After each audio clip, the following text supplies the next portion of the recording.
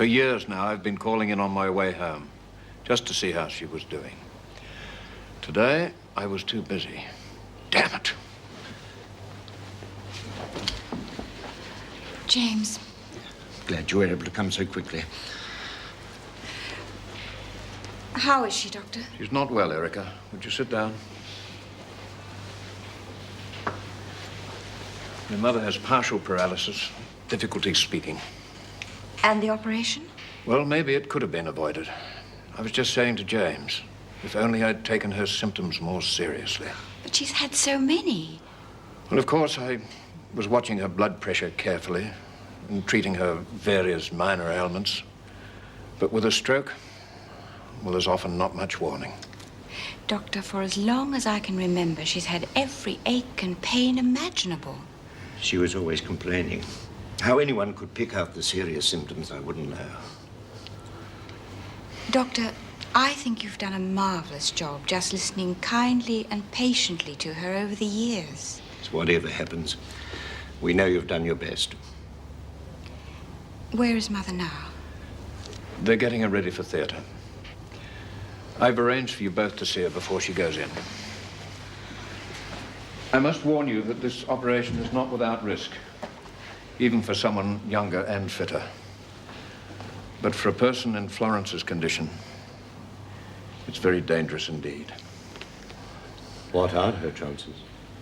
To be honest with you, less than 50-50. Mother?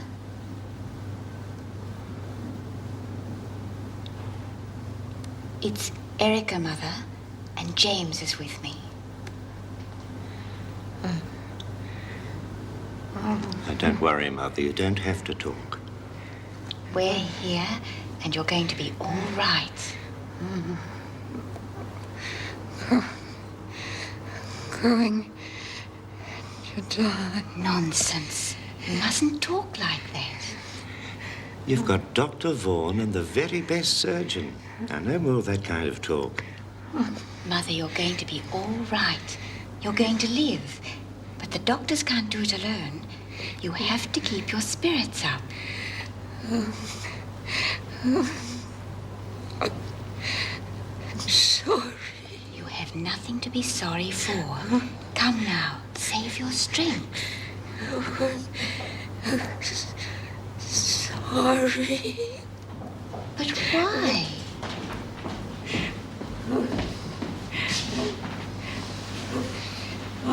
Why do you keep saying you're sorry?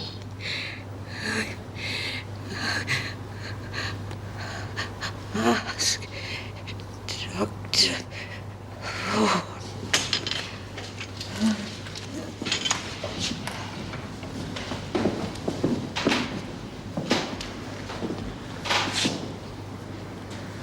Ask Dr. Vaughan. What did Fletch want to talk to you about? After work in the laundry. Oh, the tape. What'd you tell him? Nothing. Then he gave me something to talk about. Yeah, what? I reckon if Terry gets fired, we'll probably end up with someone really heavy in his place. Well, what are we going to do? Don't know yet. Tape's too good to waste. I'd like to get something out of it. Yeah, I reckon. Maybe we give it to Terry as a present.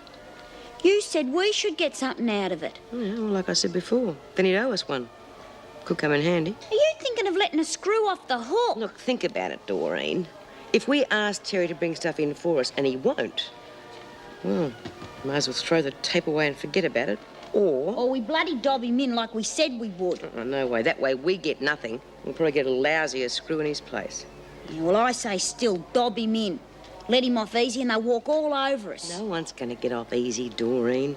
We want to handle this most sensible way possible so we get something out of it. Yeah, well... Anyway, Terry's not such a bad bloke. Even if he has got rotten taste in women.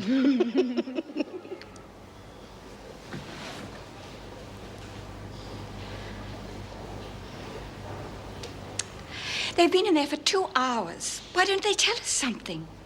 Come on now. No point in us getting edgy. She's still in theater, I'm afraid. Doctor, she was terribly upset before they took her in there. She was in tears and kept saying she was sorry. She told us to ask you what that sorry meant. Yes, well, I think I know what she means.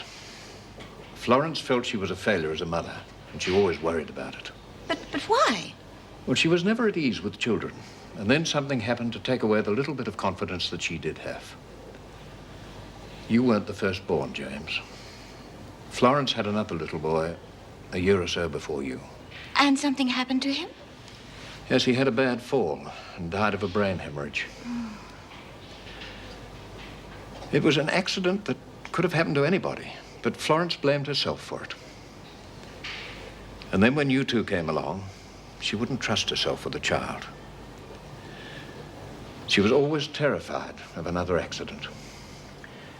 Is that when she found a nanny for us? That's right. And that's when started the parties, the charity work, anything to help her forget. And with old age, she found it very easy to hide behind her ailments. I had no idea she thought of anyone but herself. If only she talked about these things. Yes, it would have made it so different. And then when your marriage broke up, Erica, and you buried yourself in your work, she thought it was for much the same reasons that she, in her turn, had become a socialite. She thought I was running away too. Yes. And she blamed herself for all of it. I've never really known her. My own mother. Mrs. Davidson, Mr. Mann. How is she? I wish I had good news for you. We did all we could, but your mother didn't survive the operation. I'm sorry.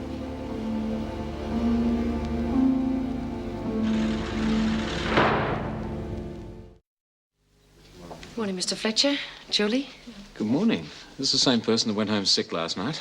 Well, I don't feel like the same person. Well, obviously that urgent business got done then. It certainly did. Thank you very much for letting me off. Oh, it's a pleasure. If all my sickies came back like you, I'd have no staffing problems. Now, Mrs. Davidson, you forgot to sign in. Does it really matter, Mr. Fletcher? I am the governor of this prison, and I know that I am here.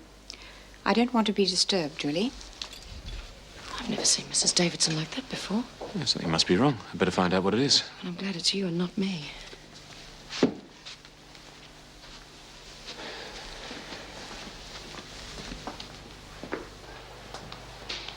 Hi, Bee. What you doing? Waiting for the maid to run my bath. What do you think I'm doing? Oh, you're mad. You decided what to do with that tape yet? No hurry. Oh, here we go again, folks. Look, I was the one who stuck my neck out about that tape. I don't want it just being thrown away. Will you quit worrying, Doreen? You're taking all the fun out of it. Smith, you wait there. Burns, you're working in the laundry. Oh, that'll make a real nice change, Miss Bennett. Just get moving. Hop the steam press up for me. I'd hate to miss a minute's work. You're still blackmailing Mr. Harrison, aren't you? Yeah, I'm trying to get a kiss after lights out. I'm going to put a stop to your game. And how do you plan to do that, Vera? Because you're going to give me that tape. Oh, am I just?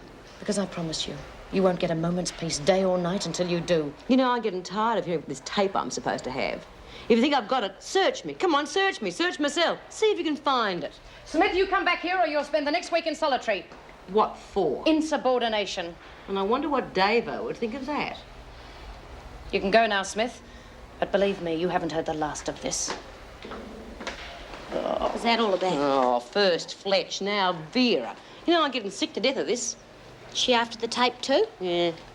And thanks to Vinegar Tits, I have just decided what we're going to do with it. Yeah?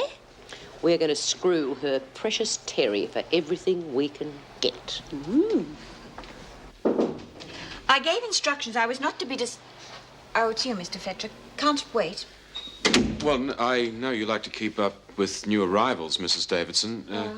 We have a Michelle Parks due in on a charge of breaking an entry and theft of money. Yes, well, I'll get the details later. Thank you. Is there anything wrong, Mrs. Davidson? You don't seem your normal self. No, you're right. I'm not my normal self, and I must apologize for my behavior out there. Was there anything I can help you with? No, I don't think so, thank you.